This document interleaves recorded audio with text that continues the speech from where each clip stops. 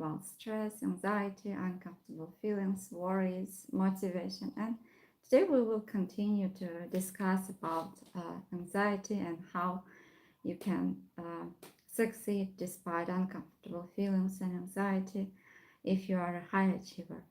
And today we will learn how you can change your relationship with anxiety and learn to relate to it differently so that it will not become a barrier for you to achieve your goals, but instead it can become even a source of motivation or understanding yourself and can help you to encourage to take action.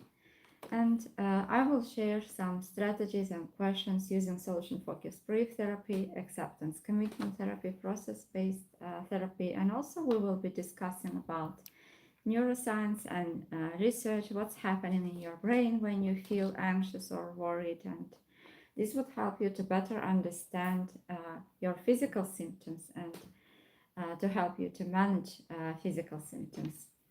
So anxiety has evolved to protect you, and initially in the ancient times, people's brain were designed in a manner to keep them safe, and it's your nervous system's threat detection and preparation system.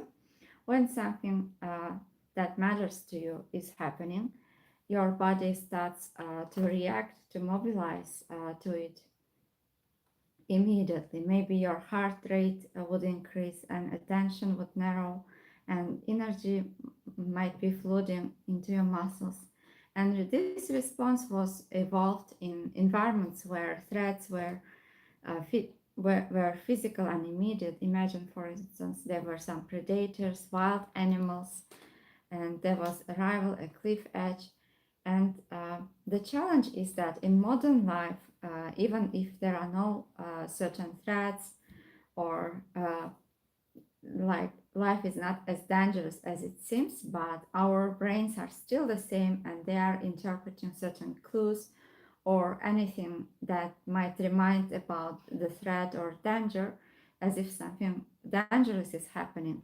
And the same system activates the physiological threats also.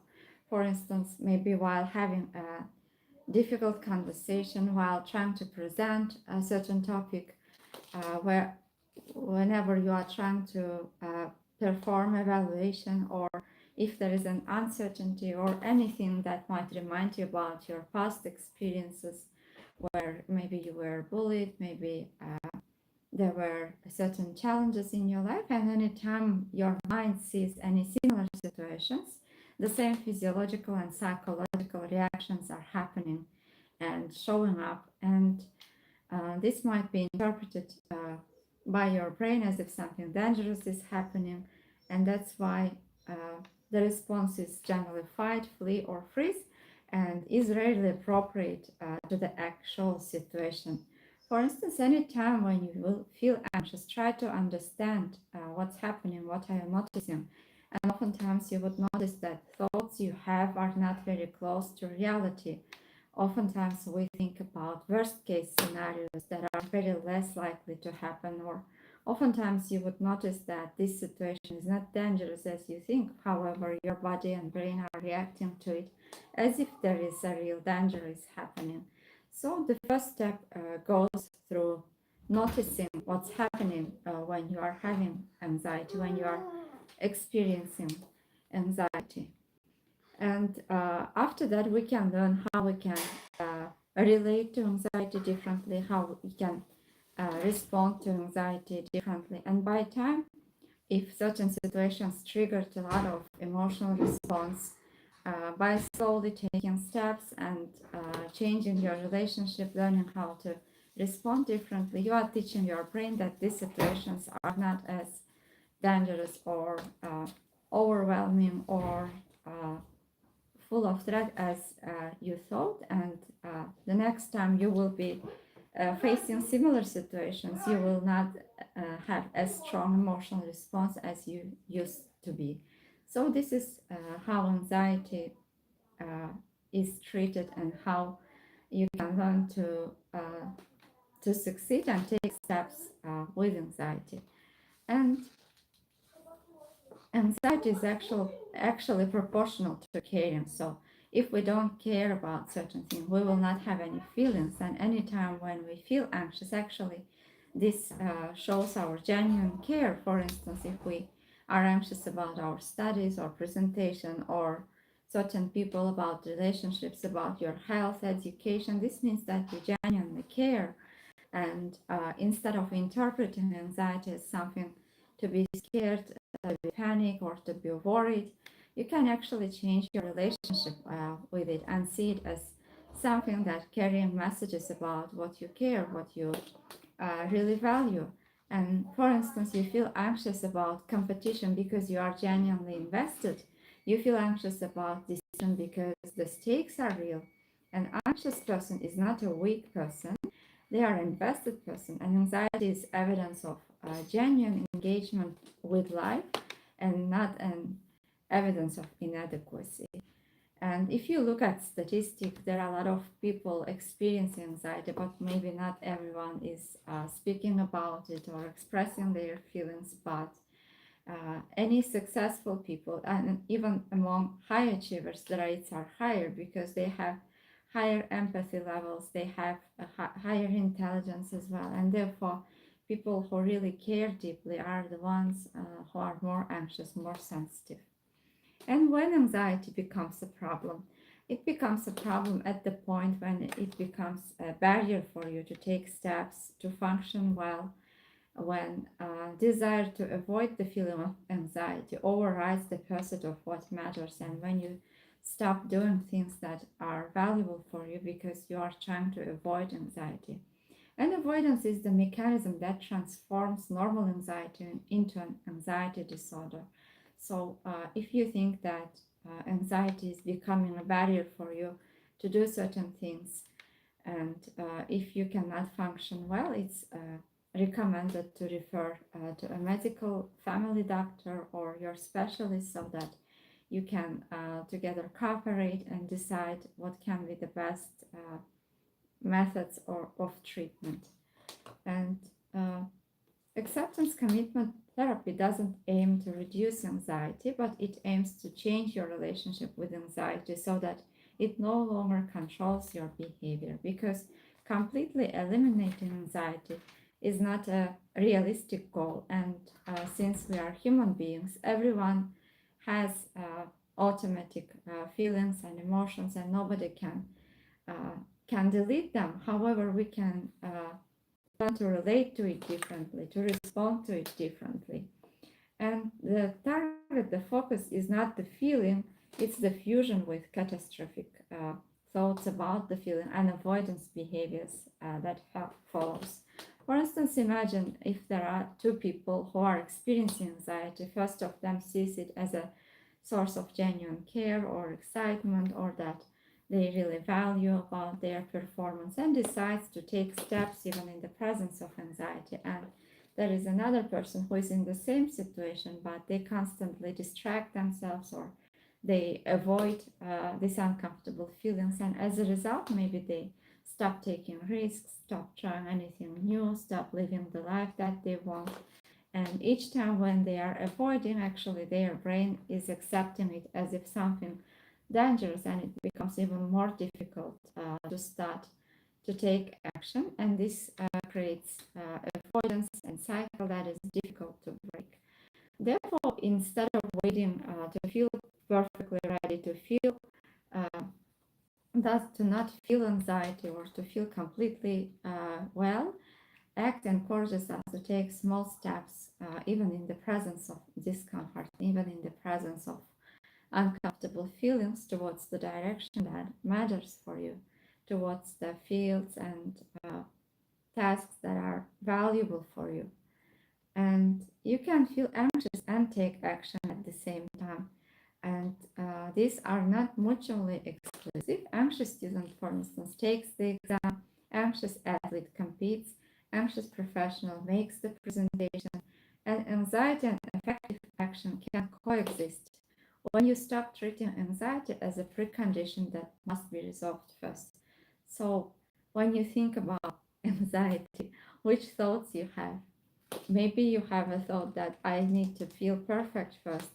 I don't want to feel anxiety, or I don't want to have these thoughts. And maybe you are waiting for it to disappear, and this becomes a barrier for you to take action. Or maybe you are uncomfortable with secondary reactions. Maybe you don't want to feel anxiety because it's uncomfortable, and you start to panic as a reaction to anxiety. And so it's in psychotherapy, what we are doing is that as a result of discussing with people, as a result of asking questions, the person understands what are they really scared and why they are avoiding.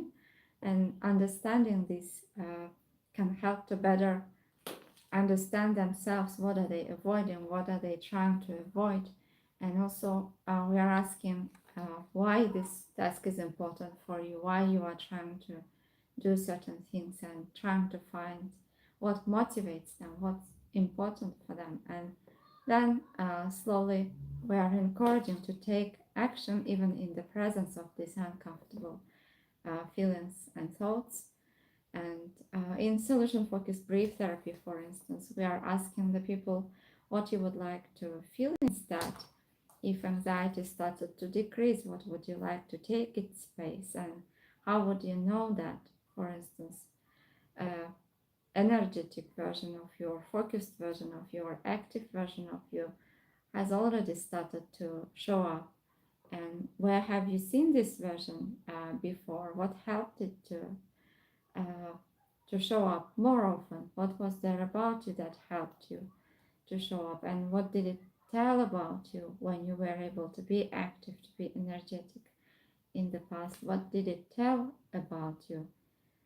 And how, if for instance this version also already started to show up more often, what difference would it make for you and for the people around you? So we are helping the people to understand what they really want, what change they would like to see, and helping them to visit moments when these versions of them was already present. And this actually helps to increase their confidence and motivation that change is possible. And oftentimes we just forget that that version is still with us, that it hasn't disappeared. And anxiety itself is rarely the main problem.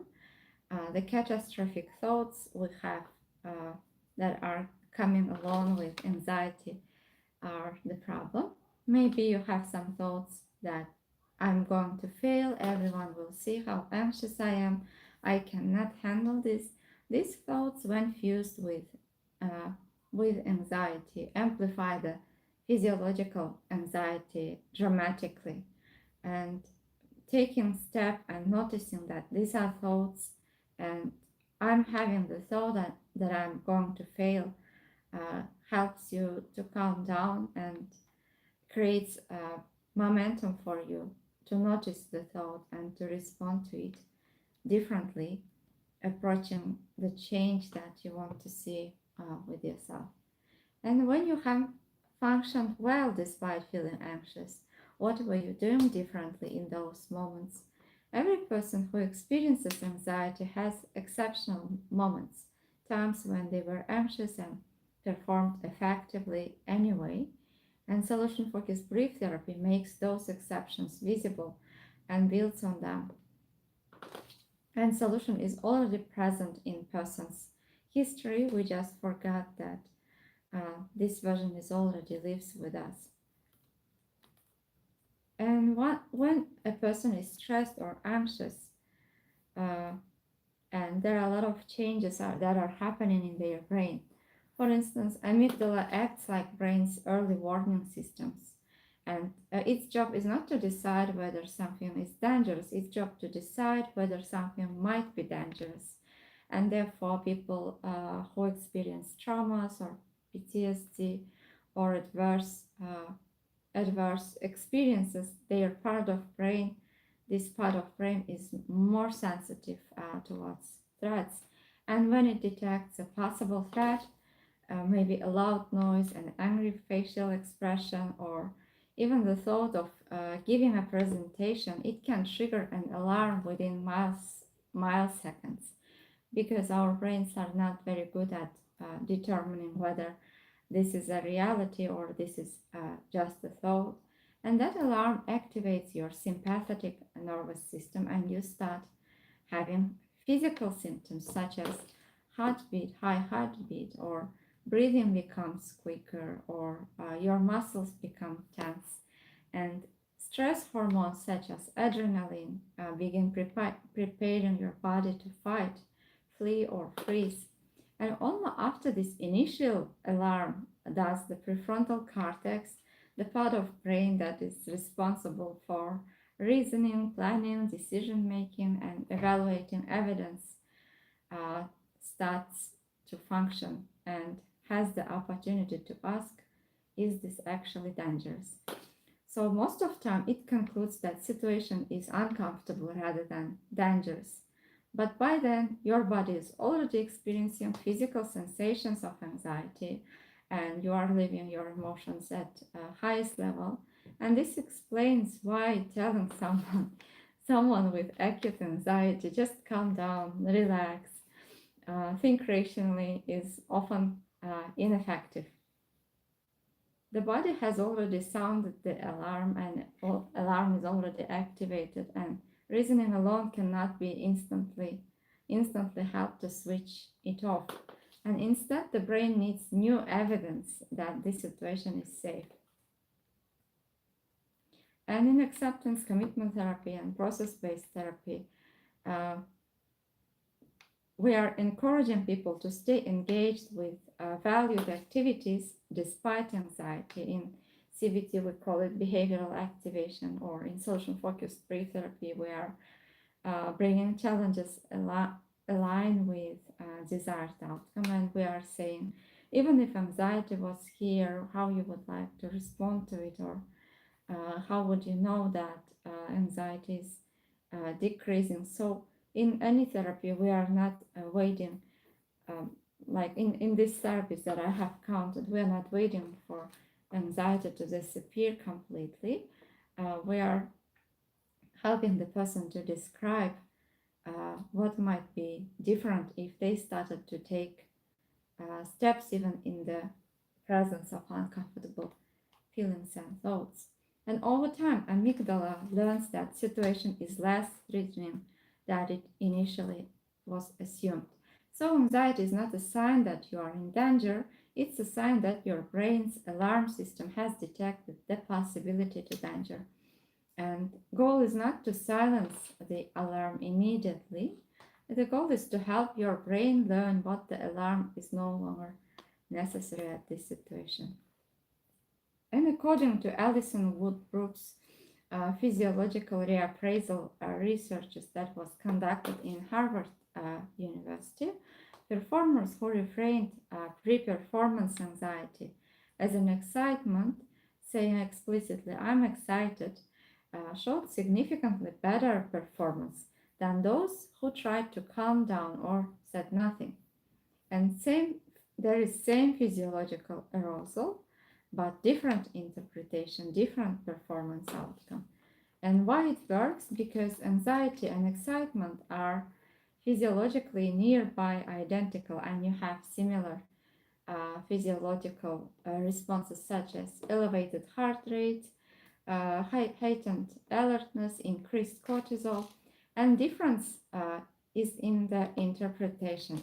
So when you notice anxiety and when you see it as something that makes you excited instead of makes you worried, uh, the secondary reactions change immediately, and you create change for yourself, maybe to be focused, maybe to stay present, maybe to stay focused on your goal despite anxiety.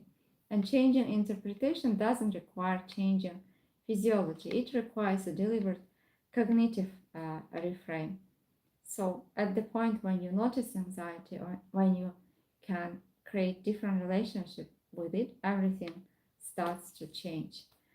And window of tolerance, Dan Siegel's window of tolerance suggests that optimal zone of arousal where you can function must effectively, and it can change according to a person. So, uh, for instance, try to remember times when you performed well despite anxiety, even in the presence of anxiety. What were you doing differently? What caused it? What made that possible?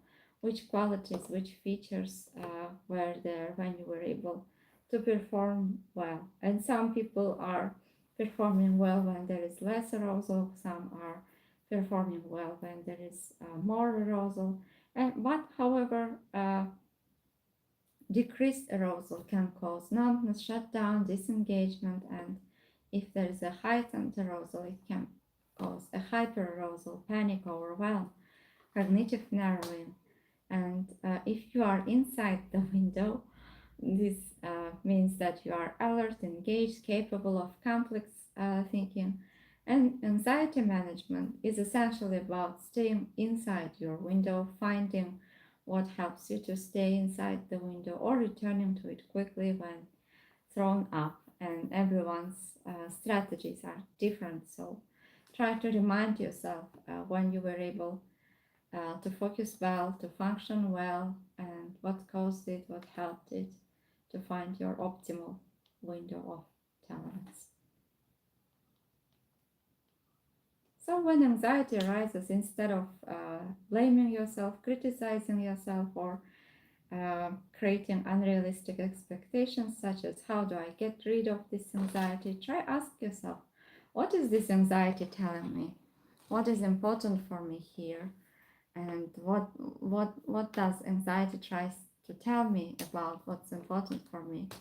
Maybe you care about the outcome and something important is at risk here, or maybe you are not fully prepared in the specific area and you need some certain skills to be developed. These answers are informative and actionable.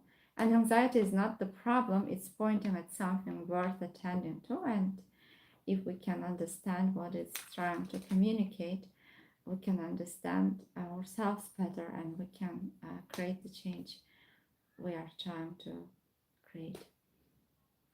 Before high stake performances, uh, instead of uh, instead of responding to anxiety with panic, we can try to ask and tell to ourselves, I'm excited. And this reframing can help to respond to it differently. Not telling I am calm, because this is unrealistic. You cannot become completely calm when you feel anxious. Calm is a different physiological state and difficult to produce on demand. However, excited is the same physiology with a facilitative interpretation, and practice this reframe before low stake situations first to build the habit before high stake ones required it. So how you can start it is that anytime when you feel slightly anxious, you can try to implement this strategy and change, reframe it so that it gets a kind of habit for you, and then you can try it with high stake moments. And write down your answers. When have you functioned well despite significant anxiety? What were you doing? What was you telling yourself? What was different about your preparation or approach? And extracting specific behaviors and thinking from your best anxious but effective moments can help you to find some insights on what might work for you. And for anxiety producing situations this week, instead of waiting for anxiety to reduce before acting, take one values aligned action with anxiety present. And notice anxiety doesn't prevent effective action. Believe that it will prevent effective action is what prevents effective action.